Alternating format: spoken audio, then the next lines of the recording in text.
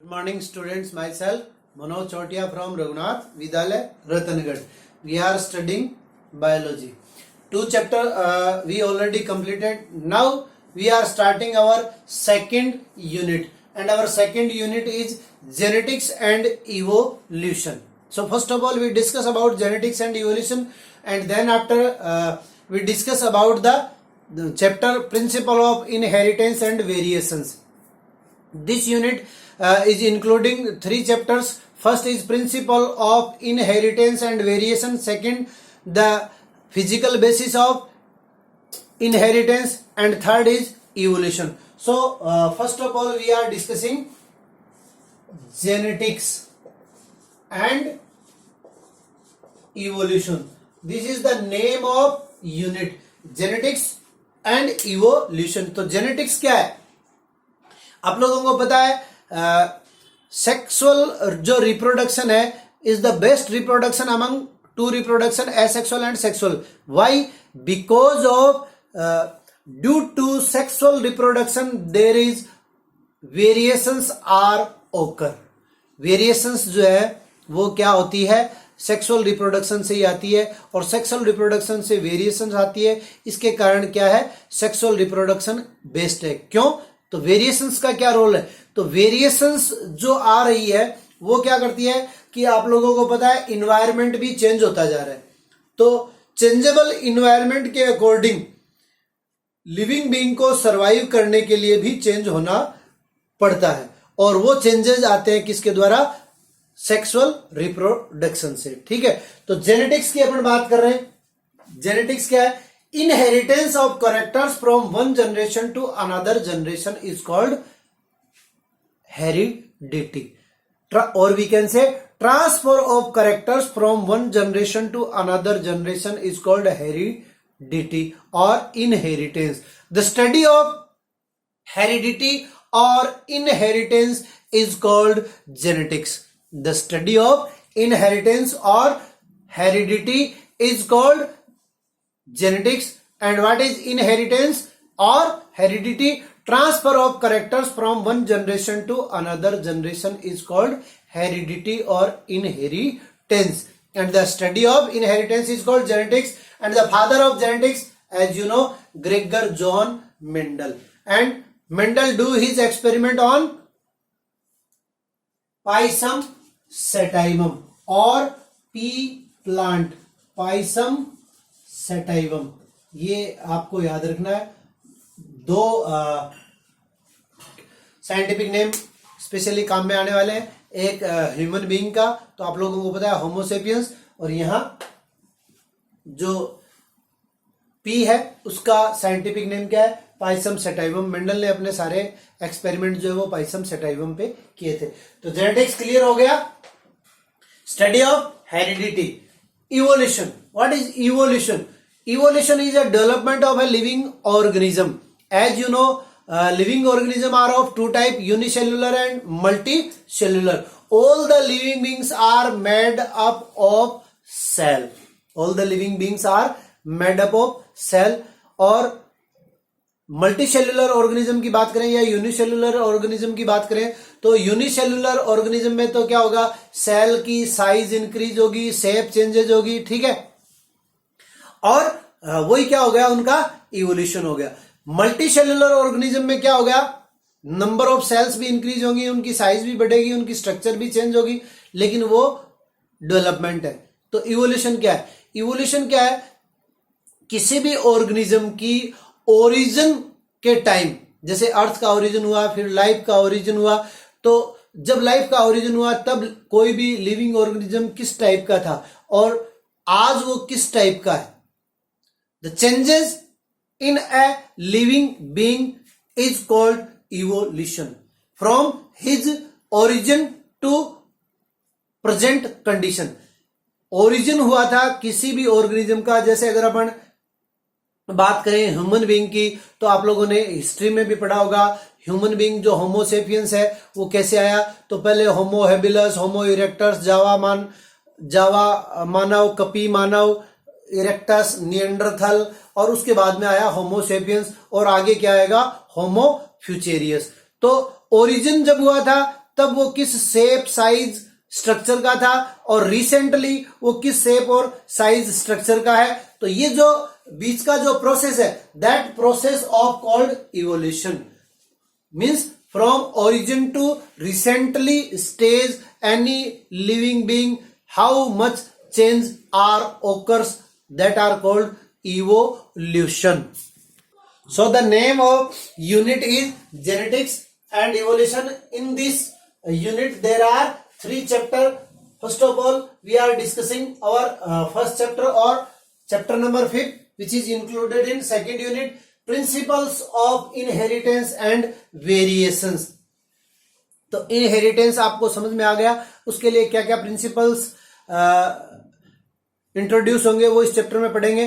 दूसरा टॉपिक है अपना वेरिएशन। तो वेरिएशंस क्या है, तो आप लोगों को पता है plants and animals all are living being but they are differ.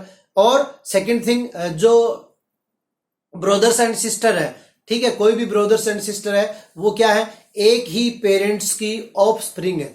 एक ही पेरेंट्स की ऑफस्प्रिंग होने के बाद में भी वो आपस में इक्वल नहीं है, कुछ उनमें डिफरेंशिएशन है। तो that differentiation is called variations, means differentiation among the living being are called variations.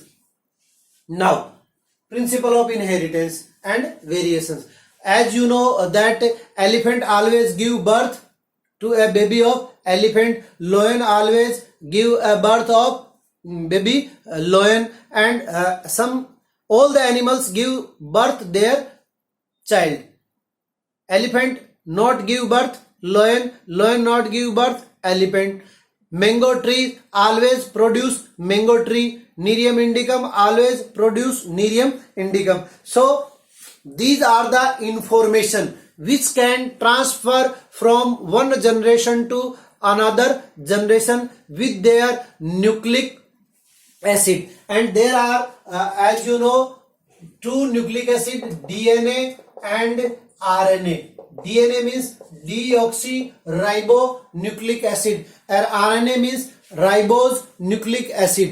Except plant virus, plant virus में जो है, प्लांट वायरस जो है उनमें क्या होता है, न्यूक्लिक एसिड जो है वो आरएनए होता है। Except plant virus all the living being have their nucleic acid is DNA, means जो इंफॉर्मेशन है वो डीएनए के through one generation to another generation में ट्रांसफर होती है। ठीक है, अब बात करते हैं अपन सेक्सुअल रिप्रोडक्शन की, क्योंकि जो वेरिएशंस है वो वेरिएशंस क्या होती है, सेक्सुअल रिप्रोडक्शन के थ्रू ही आती है। क्यों, देखिए अपन ने बात की थी फर्स्ट और सेकंड चैप्टर में कि there are 2 type of reproduction, asexual and sexual. Among them sexual reproduction is the best because by the sexual reproduction variations comes and variations are fit for the living being to survive in adversible conditions और adversible environmental condition. जो environment की conditions change हो रही है उसके according living being को survive करने के लिए क्या चाहिए, वेरिएशंस चाहिए। और ये वेरिएशंस किसके थ्रू आती है, लिविंग बीइंग के थ्रू, सेक्सुअल रिप्रोडक्शन के थ्रू आती है। ह्यूमन बीइंग जो है वो from early to 18,000 to 10,000 BC, that out of 1 cases variations are hidden in sexual reproduction. उसको 18,000 to 10,000 BC means before crisis से ही पता था कि वेरिएशंस जो है वो सेक्सुअल रिप्रोडक्शन के थ्रू आती है। और इसकी स्टडी हम जेनेटिक्स में करते हैं। जेनेटिक्स के जो फादर है वो कौन है आप लोगों को पता है, ग्रेगर जॉन मेंडल है। ठीक है, तो अपना जो फर्स्ट टॉपिक है इस चैप्टर में वो क्या है, Mendel's law of inheritance. Mendel's law of inheritance, इसको अपन लॉ ऑफ जेनेटिक्स भी कह सकते हैं। मेंडल ने 3 लॉज दिए थे, कौन कौन से, law of dominance, law of segregation and law of independence assortment. Mendel ने क्या किया, आप लोगों को पता है मेंडल ने अपने जो एक्सपेरिमेंट किए थे वो पाइसम सेटाइवम पे किए थे। तो सबसे पहले why Mendel choose Pisum sativum? Because Pisum sativum has 34 adverse characters. Pea के प्लांट में 34 जो है वो अपोजिट करेक्टर्स प्रेजेंट होते हैं। ठीक है, ये आप लोग रिमेंबर रखना, 1 मार्क क्वेश्चन पूछा जा सकता है। How many opposite characters are present in pea? 34। Among them Mendel studied only 7 characters. Second, जो पाइसम सेटाइवम है वो लेग्यूमिनेसी फैमिली का प्लांट है और एक ग्रासियस प्लांट है, यानी छोटे से प्लेस पे खूब सारे प्लांट लगाए जा सकते हैं। थर्ड, ये एक बाइसेक्सुअल फ्लावर है। फोर्थ, इसमें सेल्फ पोलिनेशन प्रेजेंट होता है और क्रॉस पोलिनेशन भी करवाया जा सकता है। उसके बाद में थोड़ा सा प्रैक्टिकल की बात करते हैं। या सेकंड चैप्टर में अपन ने पढ़ा था कि क्रॉस पोलिनेशन कैसे करवाते हैं। तो 3 एक्टिविटीज हैं अपने पास। कौन कौन सी? पहली है इमेस्क्यूलेशन, दूसरी है बेगिंग और तीसरी है टेकिंग। इमेस्क्यूलेशन क्या है? Removing stamens from a bisexual flower. Removing stamens, stamen क्या है? पार्ट ऑफ एंड्रोसियम है, मींस मेल रिप्रोडक्टिव पार्ट को वहां से रिमूव कर देना। और stamens are the part of male reproductive androecium, तो उनको रिमूव करना इमेस्क्यूलेशन कहलाता है। और रिमूव करने के बाद में उसमें नेचुरल पोलिनेशन न हो, जो पोलिनेशन अपन करवाना चाहते हैं वो पोलिनेशन हो, तो उसके लिए क्या करते हैं, उस फ्लावर के सराउंडिंग में एक पॉलीथीन को बांध देते हैं ताकि पोलन ग्रेन आके उसके स्टिग्मा पे न गिरे। वो क्या है? बेगिंग। और टैगिंग क्या है? ये जो इंफॉर्मेशन है इमेस्क्यूलेशन की, कि इमेस्क्यूलेशन कब किया गया था, उसके बाद में पोलिनेशन कब किया, बेगिंग कब किया, ये सारी इंफॉर्मेशन एक कागज पे लिख के और वो पट्टी का पेड़ के बांध देते हैं। That is called tagging. ठीक है, तो सबसे पहला अपना आ गया कि पी के प्लांट में 34 एडवर्स करेक्टर और अपोजिट करेक्टर्स प्रेजेंट होते हैं और उनमें से मेंडल ने क्या किया? केवल 7 करेक्टर्स की स्टडी की। वो 7 करेक्टर्स कौन कौन से हैं? वो 7 करेक्टर्स सबसे पहले पढ़ लेते हैं। The height of plant. Height of plant. अब हाइट ऑफ प्लांट के अंदर अपन बात करते हैं अपोजिट करेक्टर कौन कौन से हैं। तो एक करेक्टर हो गया अपना टॉल और दूसरा करेक्टर क्या हो गया? ड्वार्फ। ठीक है, तो ये अपोजिट करेक्टर्स प्रेजेंट होते हैं पी के प्लांट में। उसके बाद में अपन बात करते हैं कलर ऑफ फ्लावर। तो कलर ऑफ फ्लावर आप लोगों को पता है पर्पल और व्हाइट। 2 टाइप के फ्लावर्स आते हैं पी के प्लांट में, सॉरी वॉयलेट और व्हाइट। वॉयलेट और व्हाइट, ये एडवर्स करेक्टर्स हैं। थर्ड जो है पोजीशन ऑफ फ्लावर। क्या है? Position of flower. आप लोगों ने सनफ्लावर देखा होगा। सनफ्लावर में अपन क्या देखते हैं कि उसके टॉप पार्ट पे क्या होता है? फ्लावर होता है। जैसे ये प्लांट है और इसके टॉप पार्ट पर फ्लावर है, तो एक तो कंडीशन क्या होगी? टर्मिनल। और दूसरी कंडीशन क्या है? यहां साइड में फ्लावर लगा हुआ रहता है, तो इसको अपन कहते हैं एक्सियल। तो ये दोनों भी क्या हो गए? एडवर्स करेक्टर्स हो गए। उसके बाद में पोड की शेप। तो पोड की शेप आप लोगों ने देखी है, किस टाइप की होती है? एक है शेप ऑफ पॉड और दूसरा है कलर ऑफ पॉड। शेप आप लोगों ने किस टाइप की देखी है? एक है फ्लैटेंड और दूसरी है कॉन्स्ट्रिक्टेड। फ्लैटेड और दूसरी है कॉन्स्ट्रिक्टेड। कलर आपने देखा है पॉड का किस प्रकार का कलर होता है? तो पोड का कलर क्या है, एक तो ग्रीन है और दूसरा क्या है, येलो है, ग्रीन और येलो। उसके बाद में सिक्स्थ कैरेक्टर आता है अपना शेप ऑफ सीड। तो शेप ऑफ सीड किस टाइप का है, राउंडेड और रिंकल्ड।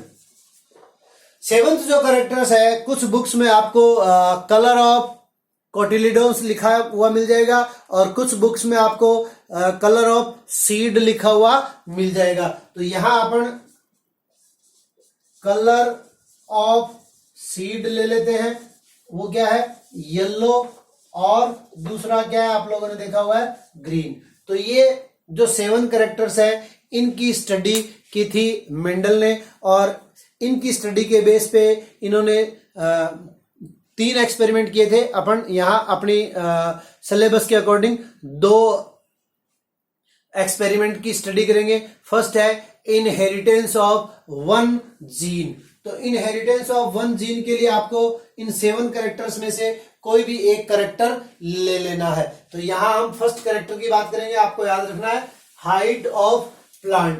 अब आप लोगों को पता है 11th में आप लोगों ने अल्टरनेशन ऑफ जनरेशन पढ़ा था। तो अल्टरनेशन ऑफ जनरेशन क्या है कि जो मेन प्लॉइडी है किसी भी लिविंग ऑर्गेनिज्म की, अगर हम बात करें एल्गी, फंगी, इनकी, तो इनकी जो प्लॉइडी है वो क्या है, हैप्लॉइड है। या अपन बात करते हैं सेक्सुअल रिप्रोडक्शन के अंतर्गत जो गेमेट फॉर्मेशन होता है, तो गेमेट की प्लॉइडी क्या होती है, गेमेट की प्लॉइडी हैप्लॉइड है, ठीक है। और जो एंजियोस्पर्मिक प्लांट है, यानी इस बुक में अपन ज्यादातर जो स्टडी करेंगे वो एंजियोस्पर्मिक प्लांट की करेंगे। जैसे अपन ने sexual reproduction in flowering plant पढ़ा, तो वो फ्लावरिंग प्लांट किसके थे, वो थे अपने एंजियोस्पर्म के, ठीक है। तो एंजियोस्पर्मिक प्लांट के अंतर्गत सारी की सारी स्टडी की जाती है। तो अब यहां पर देखिए कि जो अल्टरनेशन ऑफ जनरेशन है, अगर इनकी प्लॉइडी डिप्लॉइड है तो गेमेट फॉर्मेशन के टाइम में क्या हो जाएगा, हैप्लॉइड कंडीशन आएगी, और हैप्लॉइड कंडीशन के बाद में जब फर्टिलाइजेशन होगा, जाइगोट का फॉर्मेशन होगा, तो further they obtained their diploid condition. और अगर हैप्लॉइड है क्या, प्लॉइडी किसी भी ऑर्गेनिज्म की, जैसे अगर एल्गी और फंजाई की अगर अपन बात करें, तो उनमें क्या होगा कि उनकी कुछ सेल्स जो है वही किस में कन्वर्ट हो जाएगी, गेमेट में कन्वर्ट हो जाएगी, और वो गेमेट फिर फ्यूजेज होकर डिप्लॉइड कंडीशन में आएंगे, और डिप्लॉइड कंडीशन से फिर मियोसिस होगा, और मियोसिस के through further they obtained their haploid condition. Here we are studying diploid condition means angiospermic plant. तो एंजियोस्पर्मिक प्लांट में आप लोगों को पता है कि डिप्लॉइड कंडीशन जो है, हैप्लॉइड किसको कहते हैं, means the chromosomes and genes are always live in a pair. Chromosomes and genes always live in pair. So अगर अपन एक प्लांट ले टॉल और एक प्लांट ले ड्वार्फ और उसके बीच में क्रॉस करवाएं, तो इसकी जो जीनी कंपोजिशन है वो क्या होगा, पेयर्ड में, means genes are represent in paired, double T double small t. अब टी ड्वार्फ के लिए भी टी वर्ड काम में क्यों लिया, डी काम में क्यों नहीं लिया, तो कैरेक्टर क्या है अपने पास, कैरेक्टर एक ही है, हाइट ऑफ प्लांट। मान लीजिए किसी स्टूडेंट की हाइट ज्यादा है, तब भी हम उसको यही पूछेंगे कि आपकी हाइट कितनी है, और अगर किसी की हाइट कम है तब भी हम यही कहेंगे कि हाइट कितनी है। तो हाइट के लिए एक ही लेटर काम में लेंगे, टी। अब मेंडल ने जब अपने एक्सपेरिमेंट किए थे तो उसको पता नहीं था कि कौन सा कैरेक्टर डोमिनेंट है और कौन सा रिसेसिव। आज अपने को पता है कि जो टॉल कैरेक्टर है वो क्या है, डोमिनेंट है। लेकिन मेंडल ने एक्सपेरिमेंट किए, एक्सपेरिमेंट करके उन्होंने ये कंक्लूजन निकाला कि जो F1 जनरेशन में ऑफस्प्रिंग जो आती है वो जो भी आएगी वो क्या होगा, डोमिनेंट कैरेक्टर होगा। ये अपन लॉज में पढ़ेंगे। तो मेंडल ने 3 लॉज दिए थे। फर्स्ट लॉ था लॉ ऑफ डोमिनेंस। अब ये देखिए सबसे पहले क्या होगा, आप लोगों को पता है कि जो डिप्लॉइड एनिमल्स या प्लांट्स होते हैं उनमें सबसे पहले मियोसिस होगा। मियोसिस को अपन क्या कह देंगे, तो ये तो क्या हो गए, टॉल और ड्वार्फ प्लांट तो क्या हो गए अपने पेरेंट हो गए। अब क्या होगा, गेमेट फॉर्मेशन, और गेमेट फॉर्मेशन में जो ये पेयर्ड में है वो पेयर्ड क्या हो जाएंगे, अलग अलग हो जाएंगे, यानी आइसोलेट हो जाएंगे, ये दोनों आइसोलेट हो गए। अब ये क्या हो गया, गेमेट फॉर्मेशन। अब गेमेट ट्रांसफर के बाद में क्या होगा, सेक्सुअल रिप्रोडक्शन में अपन ने पढ़ा है फर्टिलाइजेशन, और फर्टिलाइजेशन से ये क्या हुआ, वापस अपनी डिप्लॉयड कंडीशन में आ गए। तो ये सारे के सारे क्या आए, F1 जनरेशन में ये टॉल प्लांट आए, ठीक है। ये क्या आ गई अपनी F1 जनरेशन। यहां आपसे एक 1 मार्क क्वेश्चन और पूछा जा सकता है, the full form of F1 generation. तो आप लोगों को याद रखना है F1 जनरेशन की फुल फॉर्म क्या है, first filial generation, first filial generation. F2 में क्या आ जाएगा, सेकेंड फीलियल जनरेशन, और F3 में क्या आ जाएगा, थर्ड फीलियल जनरेशन। अब देखिए यहां पे 2 टाइप्स के रेशियोज पूछे जाते हैं, ठीक है। 2 टाइप्स के रेशियोज कौन कौन से हैं, तो एक तो होता है अपना फिनोटाइप, अब फिनोटाइप क्या है, और दूसरा जीनोटाइप, और जीनोटाइप क्या है, तो जो एक्सटर्नल कैरेक्टर है किसी भी लिविंग ऑर्गेनिज्म के, जो एक्सटर्नल कैरेक्टर्स की स्टडी है, या अपनी वो कहते हैं कि the morphological characters are called phenotype, and the genetic combination of a living organism is called genotype. तो यहां फिनोटाइप में आपको कंफ्यूज नहीं होना है, ध्यान में रखना है कि चाहे इनहेरिटेंस ऑफ 1 जीन हो, या इनहेरिटेंस ऑफ 2 जीन हो, या इनहेरिटेंस ऑफ 3 जीन हो, मीन्स मोनोहाइब्रिड क्रॉस हो, या डाई हाइब्रिड क्रॉस हो, या ट्राई हाइब्रिड क्रॉस हो, ईच क्रॉस में क्या होगा कि F1 जनरेशन जो है उसका फिनोटाइप और जीनोटाइप जो है वो हमेशा 1:0 होगा। यहां देखिए सारे के सारे एक कैपिटल टी और एक स्मॉल टी वाले हैं, तो अगर जेनेटिक कॉम्बिनेशन भी देखें तो एक कैपिटल टी है और एक स्मॉल टी है, और एक्सटर्नल कैरेक्टर देखें तो ये सारे के सारे क्या है, टॉल है, ये सारे के सारे क्या है, टॉल है। तो फिनोटाइप क्या हो गया 1:0, जीनोटाइप क्या हो गया 1:0। तो चाहे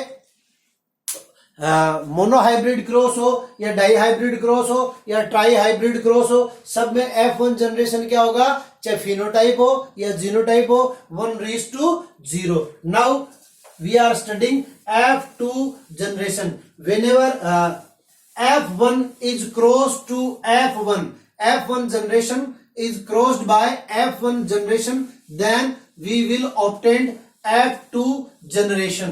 तो अब देखिए यहां पेरेंट्स क्या हो जाएंगे, टॉल और टॉल, दोनों ही क्या है, टॉल है, और इनके बीच में जब क्रॉस करवाते हैं तो इनका जेनेटिक कॉम्बिनेशन क्या है, एक कैपिटल टी और एक स्मॉल टी। यहां आप गेमेट फॉर्मेशन कर लें, ये गेमेट फॉर्मेशन में जो डिप्लॉयड कंडीशन है वो हैप्लॉयड कंडीशन में कन्वर्ट हो जाएगी। और उसके बाद में एक लेडीज थी जिसने इस चेकर बोर्ड की डिस्कवरी की, तो इस टाइप से भी आप इसको क्रॉस करवा सकते हैं। चेकर बोर्ड है, ये चेकर बोर्ड की डिस्कवरी किसने की, सी पन्नेट ने। अब देखिए ये कैपिटल टी और ये स्मॉल टी, और दूसरा ये कैपिटल टी और ये स्मॉल टी। अब ऊपर वाले नीचे आ जाएंगे और साइड वाले साइड में चले जाएंगे। तो यहां क्या कंडीशन आ गई अपनी, ये कंडीशन आ गई। अब अपन दोनों रेशियो लिखते हैं, फिनोटाइप और जीनोटाइप। फिनोटाइप मींस मैंने आपको बता दिया कि जो एक्सटर्नल मॉर्फोलॉजी है, तो यह लेके चले थे अपन टॉल, एक कैपिटल टी एक स्मॉल टी टॉल है, एक कैपिटल टी एक स्मॉल टी टॉल है, और ये स्टार्टिंग में अपन लेके चले थे दोनों कैपिटल टी क्या है, टॉल है। तो 1 2 3 तो क्या हो गया इसमें, टॉल हो गए, और 1 क्या हो गया, ड्वार्फ आ गया। तो ये आ गया F2 जनरेशन का phenotype, means inheritance of 1 gene का फिनोटाइप। F2 जनरेशन का फिनोटाइप क्या है, 3:1। और अब अपन जीनोटाइप की बात करें तो यहां देखिए दोनों टी कैपिटल है, 1, एक टी कैपिटल एक टी स्मॉल, कितने हैं 2, और दोनों टी स्मॉल क्या है 1। तो ये आ गया genotype 1:2:1, means inheritance of 1 gene. और मोनोहाइब्रिड क्रॉस का जीनोटाइप क्या आता है अपने पास? 1:2:1। आशा है आप लोगों को समझ में आया होगा। नेक्स्ट वीडियो में अपन इनहेरिटेंस ऑफ 2 जीन की स्टडी करेंगे। Till then, thank you.